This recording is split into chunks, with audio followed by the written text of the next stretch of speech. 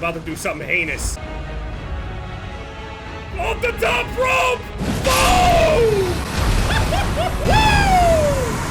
Alright, so I mean, I got multiple runs down already. I think I've beaten the final boss 5 times, 6 times now. Sometimes with 3 players, sometimes with 2 players. People just kind of leave the game. I have yet to do like a solo run or anything. I don't know if it's possible unless maybe you set up a password thing with a friend and then have them leave and then you just play the whole game out solo. You know, that does make a lot of sense. Yeah, you just make a group password thing with like one other person if you can like duo or whatever. If you can only do it with 3 people, yeah, find 2 other people and then just have them both leave right at the start of the game and you can play a solo game out. So because everything is set up pretty much the same way, every run and shit isn't randomized, at least at the moment. I'm pretty sure in the full game it is randomized. Again, this is just a network test, not really like a balance kind of situation. This guy's going straight to the church. So because it's the same thing every round on here, just because it's a network test or whatever, I'm pretty positive that the main game actually is more randomized all over the place. People are getting like these optimized runs going now where the optimal thing is to get level 2 as quickly as possible. Wherever you're landing, you want to go and get to a church. You want to at least hit like 3 churches in a run. If you guys are good enough, you can immediately go and land in that spot, kill the camp, get level 2, and then the 3 of you, if you're actually good, can go and kill Loretta for a good start. If you can't kill Loretta, you can just rotate off to another, you know, easier camp or boss. Give me a good talisman. Axe talisman, yeah. All that axe talisman doing work. Inseparable sword. Determination. Nah, I'm good. Get the levels. Is there a hole in this one? I know in one of the other like church looking areas there's a hole that you go in and there's like a firekeeper guy. Oh, what the fuck? I also think that a lot of people just aren't aware of like what drops what. Like if you need a specific thing, you can go to a specific thing that'll drop whatever. I see people all the time say, I can't find a talisman. You have to go to those specific little bugs that actually drop the talismans. You're not just gonna get a random talisman drop out of one of these things. Oh shit, wait, I gotta go. Grab that. I'm finally out of that shit. Yeah, the performance is still pretty rough on this console as well. I don't feel like I should need a PS5 Pro to run 60, but...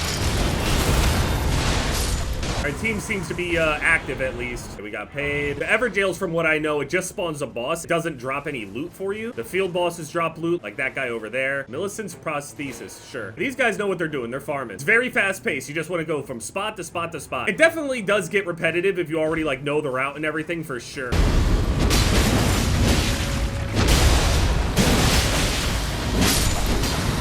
We look to the next location we want to go to. Gargoyle Great Axe. I like that. Level up, obviously, as much as possible. The funny thing is, I've been level 15 before. I even have like a level 11 run. It was not a good run for me. I've died on the runs where I was actually a higher level. I also had a higher success rate over on duo games than I did on the trio games. I don't know if that's due to like scaling or whatever, but yeah, duo felt easier than trio. So it really makes me curious about solo. Yeah, see, these guys know exactly what they're doing. They're going from point to point to point. They're just doing the route. We're gonna, yeah, this is an easy clear for sure. When you get into these lobbies where people are like pinging the next location, the next location, next location, yeah, we know it's up. I got pretty good talisman. Yeah, this is definitely one of my better runs. Got a pretty good weapon. I don't even know what the,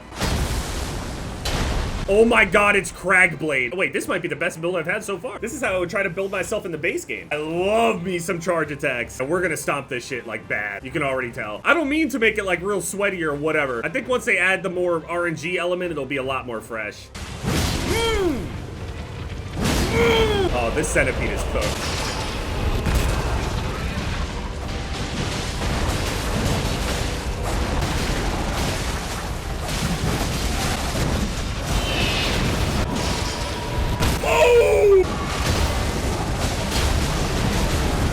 Wait, he didn't do that before. Was he bugged? I remember before when he would jump up into the air for a really long time and it was just a jump. He would come back down and that's it. He would just jump up into the air. Now when he jumps up into the air, he shoots down like a fireball explosion thing. So you can't just stay under him the whole time. They must have changed that or, well, fixed it because I don't think that was a thing before. I really enjoy this. I'll be honest, I was pretty mixed on this before I was playing, but I actually really enjoy this. There's actually like some skill expression too, watching other people. Is he just gonna stand there?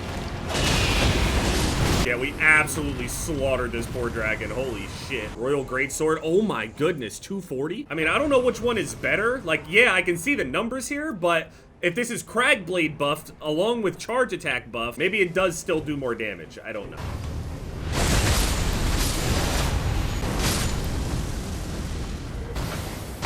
I guess these guys don't usually do this camp that often. These are like one of the easiest ones to get. Just run and jump up onto their back and insta-kill them. But be careful, they explode. Improve HP restoration. Dude, we're so stacked. This is definitely one of the best runs I've ever done. Holy shit! I am sorry. Enhances charge attacks for a time. Oh my goodness. Hold on. Great Dragon Claw. Improve charge attack. Oh my. I don't have enough for it though. Holy shit, we're so geared, it's over. Stamina recovery, huge. I could go and buy that weapon, but I feel like I'm already doing enough damage as is, so. It's honestly, like, even though this is easy when you actually have, like, a good group that just isn't throwing all the time, it's still fun to, like, play this fast-paced. They're like, yeah, we could probably kill the bosses in here before the storm gets here. The storm itself really doesn't kill you that quickly. You can stay alive in there for pretty long. I think this one, is it the Knights? Yeah, it's the Knights, okay.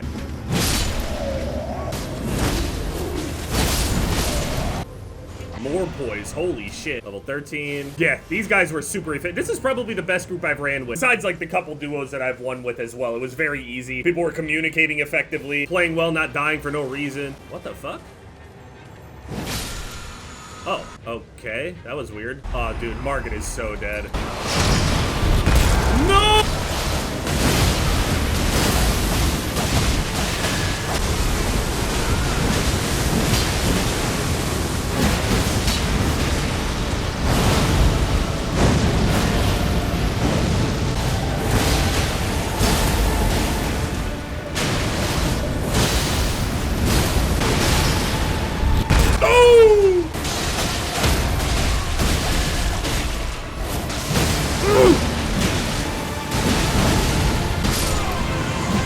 Yeah, I feel like this one does more damage, even with Crag. Now, Crag might be better at breaking it because of the general thing, but the overall damage is better here, for sure. Improved thrusting. Flash restore HP to the self and allies. All right.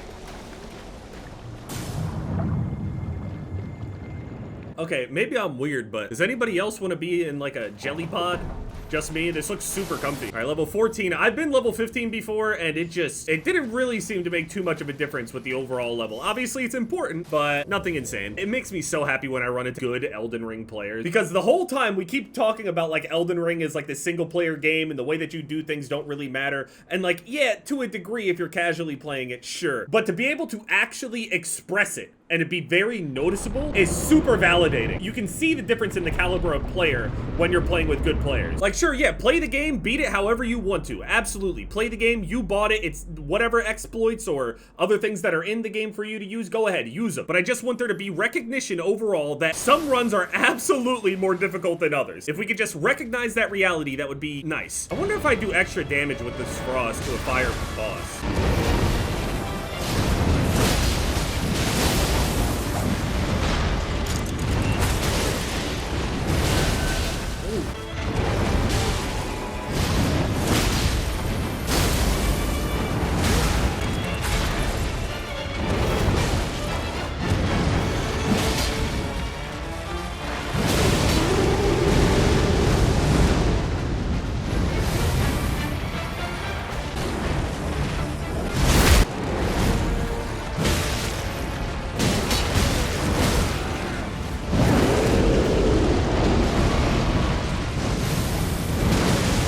Oh my god.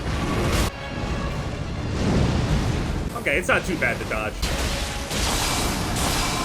I'm dead. Oh my god.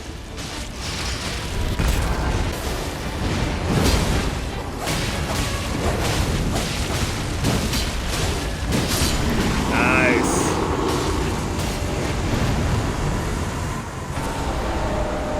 I was a little, you know, little sloppy. Nobody went down or anything, but it was close.